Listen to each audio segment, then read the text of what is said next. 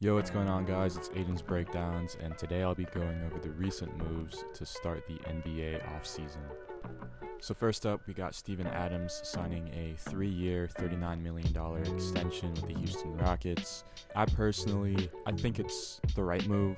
I think you probably wish you didn't have to extend him for that long. I mean, 3 years, $39 million it's a good sum of money to be playing, a backup center who really for your team only plays one pivotal role, and that's offensive rebounding. I think towards the end of that deal, I think next season Steven Adams is going to be great for the Houston Rockets, but I think maybe second year, third year of that deal, you start to look at the money and be like, we're not getting the same level of production, so that's where I think it can come back to bite them. But overall, I think you needed to re-sign him. He was very pivotal in their first round series against the Golden State Warriors. And yeah, I think it's the right move. Now, the next move we'll talk about is Desmond Bane getting sent to the Orlando Magic for Kentavious Caldwell-Pope, Cole Anthony, unprotected picks in 2028 and 2030, the 16th pick in this year's NBA draft that ended up getting traded, but we'll talk about that another day, and then a 2026 Phoenix pick, which has some protections and swaps. It's a pretty complicated pick, but could be an extremely valuable pick in next year's draft. So I thought the Orlando Magic did a great job in acquiring Bane. They were one of the worst three-point shooting teams in last year's season, and Desmond Bane's one of the best three-point shooters in the league. Perfectly fits in that two-guard spot alongside Jalen Suggs. I think the Magic can move forward with the core four of Paulo Banchero, Franz Wagner, Desmond Bane, and Jalen Suggs now. So they're looking good in the Eastern Conference that's looking weaker now, with no Tatum on the Boston Celtics next year and no Tyrese Halliburton on the Pacers next year, which we will also get into. So I like this trade for the Magic. A lot of people think that they gave up too much draft capital. Of course, you don't know what your team's going to look like in 2028 and 2030. You could be giving up an extremely valuable pick in next year's draft, and the 16th pick in this year's draft was a 7-foot Chinese center who was supposed to be a second-round pick anyway. So it's not like that pick turned out to be something super valuable. I mean, who knows? He may be a great player, but I doubt it. And then you're giving up KCP and Cole Anthony. Cole Anthony is a guard in today's NBA who, to me, is very replaceable. Could be, a solid role player on a competitive team, but is not, a starting level player in today's league. And then KCP is just kind of on the decline. Not a good contract. So I think the Magic won this deal, in my opinion. And yeah, as it says on screen, I'm gonna give the Orlando Magic a B+, and I'm gonna give the Memphis Grizzlies a C+. I know they got the draft capital out of this deal, but I just think that they're going in the opposite direction when I think they should be getting better. So the next trade that we're going to talk about is the Kevin Durant trade. Now, I am not with the majority on this deal. I do not think it's a good deal for the Houston Rockets. Kevin Durant is going to be 37 years old the next time he plays an NBA game. He's on a 1-year deal right now, most likely going to re-sign, probably on a 2-year deal. In the trade, the Houston Rockets gave up the 10th pick in the draft, Dillon Brooks, Jalen Green, and 5 second-round picks. Now, who knows what those 5 second-round picks are going to be, right? So I'll just talk about the 10th pick in the draft, who ended up being Kaman Maluach,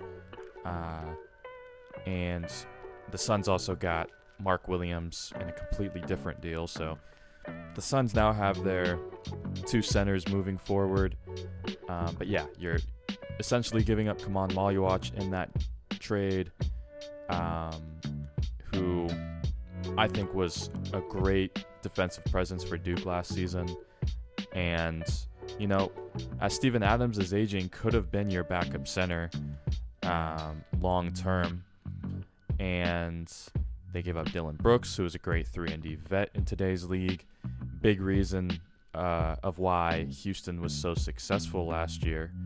And then you're giving up Jalen Green, who I don't know why you're giving up, like I said, a guy who's going to be 37 next season for Jalen Green, who's 22, 23.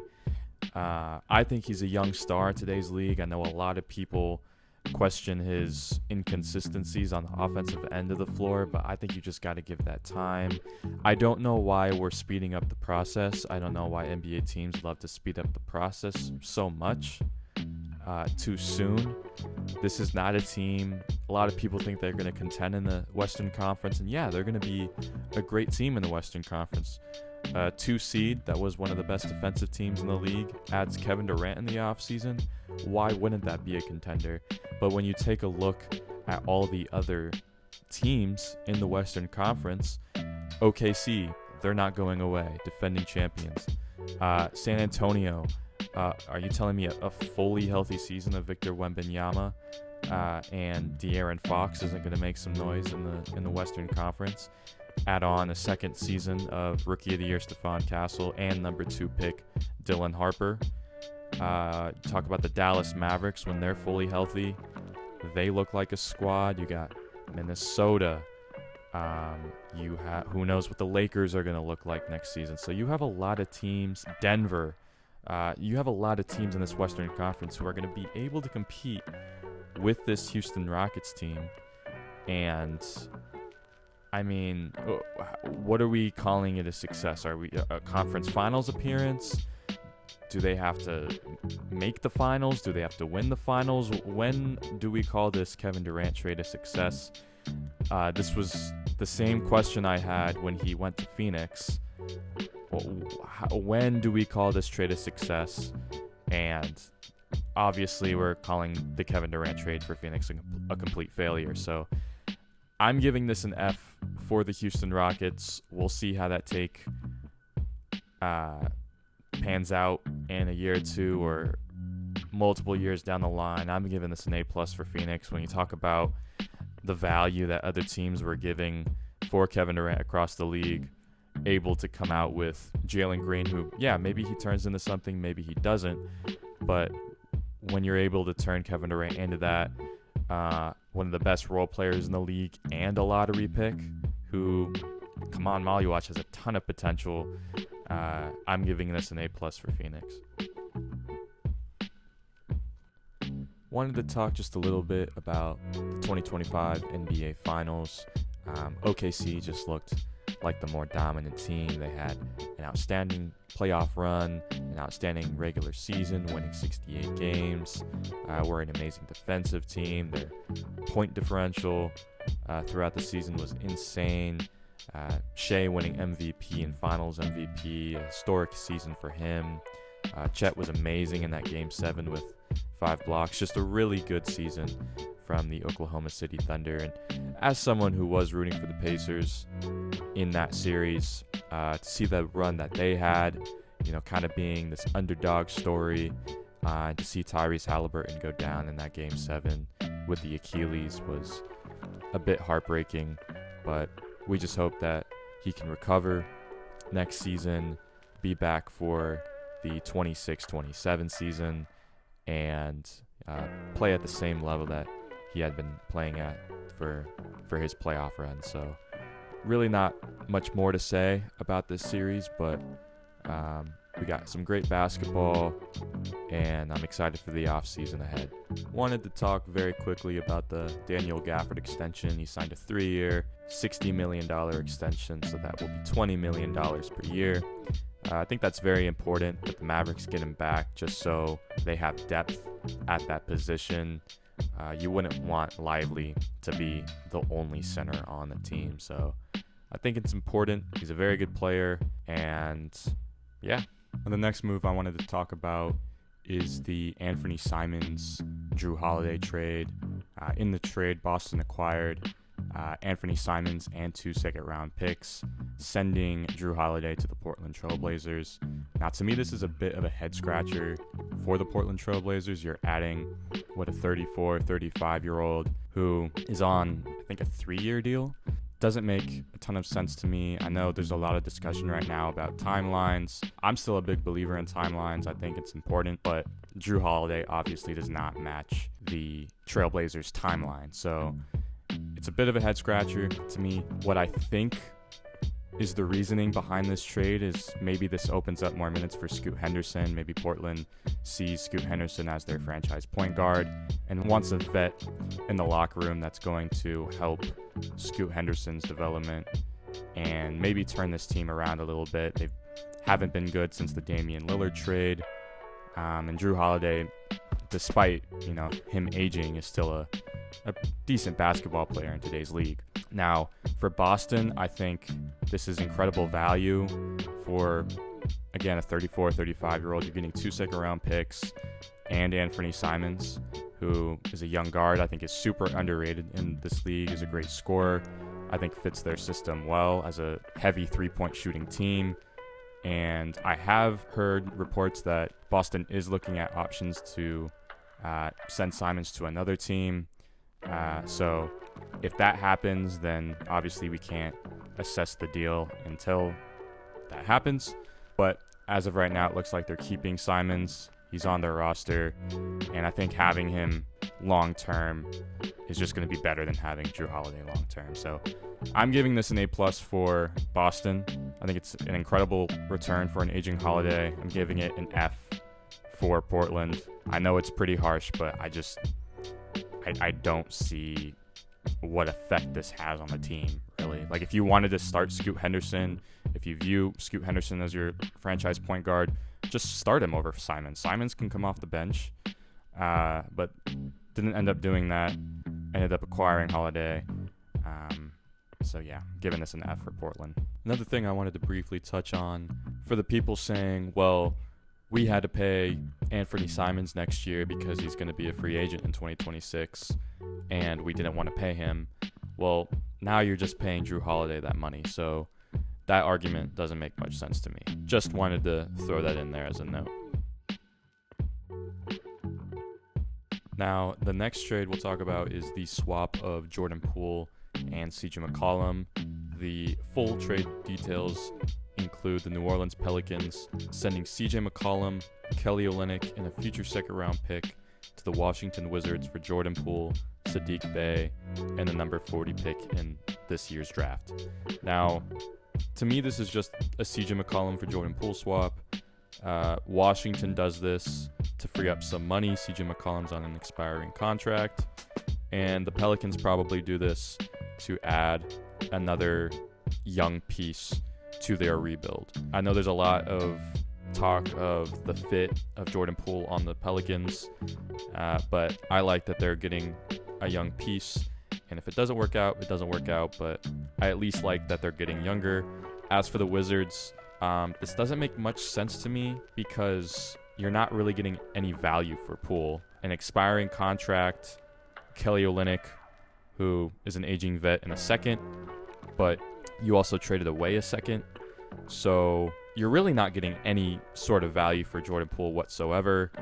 And that is a question mark to me, as he was arguably their best player last season, and you're not getting really any value for your best player. So I'm giving this an A+ for the Pelicans and an F for the Wizards. I know I'm giving out a ton of A+ and Fs, but to me these are very one-sided deals, to where one side is clearly winning, and I don't think it makes much sense for the other side or the other team. So yeah, nothing really else to say about this trade, but I definitely think the Pelicans won this one. Next trade we'll talk about is a 3-teamer. It involves the Hawks, Nets, and Celtics. Hawks receive Kristaps Porzingis and a second-round pick. The Nets receive Terrence Mann and Drake Powell, and the Celtics receive George Niang and a second-round pick. Now, Kristaps Porzingis was on an expiring contract. He's only on the books for another season. The Celtics, being a second apron team, do this trade, so They are now under the second apron, though they lose a lot of value going from Porzingis to Niang. As for the Nets, they have to take on the contract of Terrence Mann, but in doing so, they acquired the 22nd pick in the draft, which ended up being Drake Powell, so they get another first out of this deal. I believe they became the first team in NBA history to make 5 selections in the first round, which is pretty crazy. And then obviously the Hawks receive Porzingis. So, I mean, with teams like Indiana and Boston having stars that are going to be injured for all of next season, it's looking like a pretty weak Eastern Conference. So the Hawks adding Porzingis, they can run a lineup of Trae at the 1, Dyson Daniels at the 2, Reza Shea at the 3, Jalen Johnson at the 4, and Porzingis at the 5. Now, I might be a fan, actually, of Reza Shea coming off the bench, and you have Johnson, Porzingis, and Okongwu out there, but then that lineup might lack some shooting. But who knows? I mean, Trae Young and Porzingis can both stretch the floor. I think the big question with Porzingis, big question always with him, is going to be his health. Can he be healthy on this Atlanta Hawks team? But I really like that 6-man rotation. I think, they could be a top 6 seed next season if things go their way. So I like this move for Atlanta. And yeah, if I'm grading these teams on this deal, I'm giving the Brooklyn Nets an A+. They acquire a first-round draft pick, and they don't really have to give up much for it. Boston, I would give a D. I'd probably give them an F because you're going from Porzingis to Georges Niang, but they do get out of the second apron, so I'll give them a D.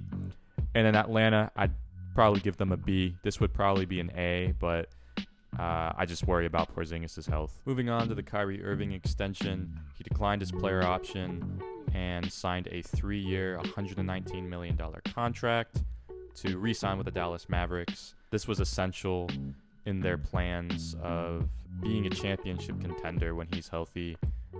Probably going to miss the first half of the season, maybe even a little more, but once he comes back, and if this team's fully healthy when he does come back, you're looking at a team that can contend in the Western Conference. So yeah, I think this was essential in bringing Kyrie Irving back. Also, he did take just a little bit of a pay cut, so this allows the Mavericks to make more moves in the future. And then finally, we'll talk about the Fred VanVleet extension. He had a team option that was worth $44 million that obviously got declined. No one's going to give Fred VanVleet $44 million at this stage of his career. But he did re-sign on a 2-year, $50 million deal, so $25 million a year. And this is very much like the Kyrie Irving extension. Obviously not the same level of player, but when you talk about point guards on contending teams that are hitting free agency, they are must re-sign. So really glad that the Houston Rockets were able to re-sign him, and he's going to be a key part in them contending for a championship next year. That's going to be it from me. If you guys liked the video, please leave a comment, like, subscribe, and I'll catch you all next time. Peace.